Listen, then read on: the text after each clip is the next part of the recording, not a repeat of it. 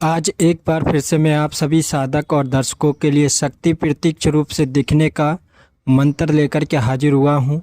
और काफ़ी साधक और दर्शक अक्सर बोलते थे कि गुरुजी कोई ऐसा मंत्र दीजिए जिससे शक्ति प्रत्यक्ष रूप से हमारे सामने आकर के खड़ी हो और हमसे बात करे। और काफ़ी साधक और दर्शक ये भी अक्सर बोलते हैं कि गुरुजी कोई प्रत्यक्षीकरण साधना दीजिए जिसमें कि शक्ति आकर के खड़ी हो, दिखाई दे, हमसे बात भी करे। तो आज मैं आप सभी साधक और दर्शकों के कहने पर आप लोगों के लिए एक ऐसा मंत्र देने जा रहा हूं, जो भी साधक जो भी दर्शक इसका प्रयोग करेगा उसके सामने शक्ति आकर के खड़ी हो जाएगी और उससे बात भी करेगी। काफ़ी साधक और दर्शक अक्सर साधनाएं करते हैं, लेकिन साधना करते समय शक्ति से जो है उनका प्रत्यक्षीकरण नहीं हो पाता है।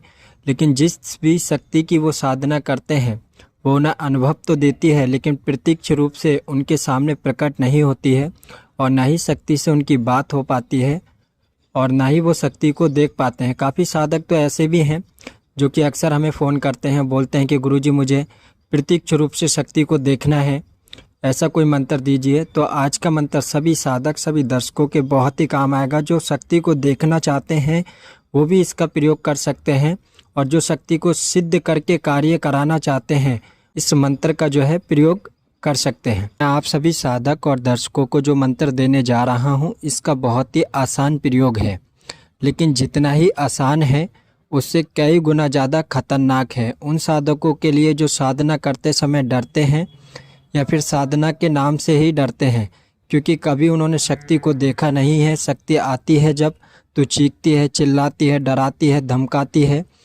वो साधक इस साधना को ना करें, क्योंकि इस मंत्र के प्रयोग करने से जो शक्ति आती है वो प्रत्यक्ष रूप से ही दिखाई देती है और उसकी साधक से बात भी होती है। जो डरपोक किस्म के साधक हैं वो इससे बिल्कुल ही दूर रहें, क्योंकि इससे अगर किसी भी तरीके का फ़ायदा या नुकसान होता है तो उसके जिम्मेदार केवल आप ही रहेंगे। हम ये केवल जानकारी के उद्देश्य से ही आप लोगों को दे रहे हैं। अब आप सभी साधक और दर्शकों को इस मंत्र का प्रयोग अमावस्या की रात्रि में करना है, और आप लोगों को प्रयोग करने के लिए शमशान जाना पड़ेगा। शमशान जाने से पहले आप लोगों को दो चीज़ें खरीदना है।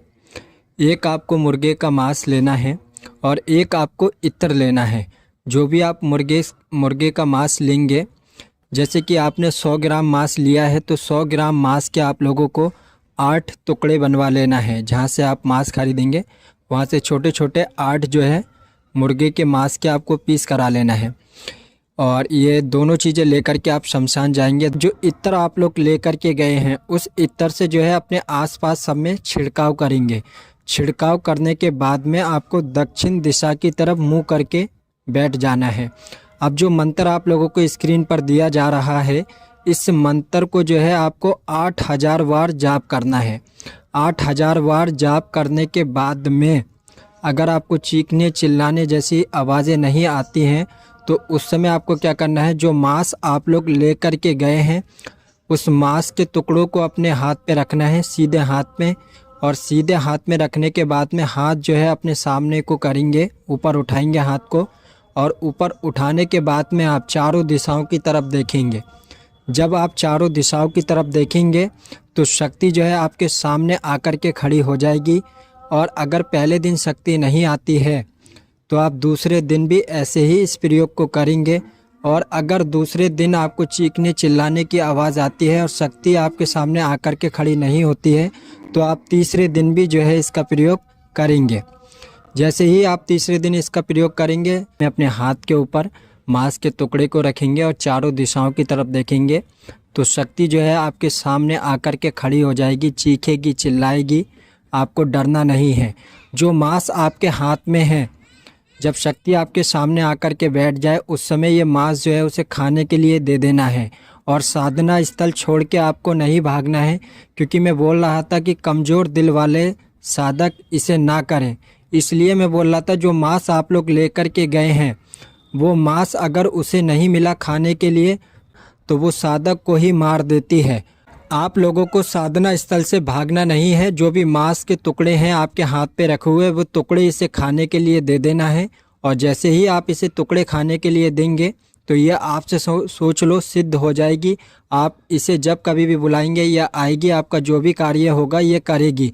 और अगर आप लोग बिना मांस दिए इसे वहाँ साधना स्थल छोड़ के आप लोग भागे तो आप लोग इतना सोच लो ये आपको नहीं छोड़ेगी, आपको भी मार देगी। ये इस तरीके से दंड देती है, साधक का पेट फुला देती है। पेट फुलाने के बाद में पेट फट जाता है और साधक की जो है मृत्यु हो जाती है। आप सभी साधक और दर्शक सोच समझ के ही इस साधना को करें, क्योंकि ये बहुत ही घातक तरीके से आती है। और काफ़ी साधक और दर्शक हमें लगातार फ़ोन करते हैं और हमसे बोलते हैं कि गुरुजी मसान की हड्डी सिद्ध करने का मंत्र दीजिए। तो बहुत ही जल्द मैं आप सभी साधक और दर्शकों को मसान की हड्डी सिद्ध करने का भी मंत्र के ऊपर वीडियो बना करके दे दूंगा कि मसान की हड्डी को कैसे सिद्ध किया जाता है या फिर उससे कौन कौन से कार्य कराए जाते हैं। और एक ख़ास बात और भी है, जो अभी मैंने आप लोगों को साधना दी है या फिर मंत्र का प्रयोग दिया है, यदि आप लोग करते हैं 3 दिन और ये तीसरे दिन भी आपके सामने प्रकट ना हो तो मेरा नंबर आप लोगों को सभी को पता है, मेरे नंबर पे फ़ोन कीजिएगा। और जब आप लोग मुझे फ़ोन करेंगे तो मैं इसी का ही एक मंत्र आपको और भी दूंगा, जिसका आपको केवल एक ही दिन 8000 बार जाप करना है। जैसे ही आप उस मंत्र का जाप करेंगे तो जिस शक्ति को आप लोग बुला रहे हैं ये कहीं भी हो, उस मंत्र के जरिए से इस शक्ति का मस्तक को जो है फोड़ दिया जाता है और खींच करके साधक के सामने ला करके खड़ा कर दिया जाता है।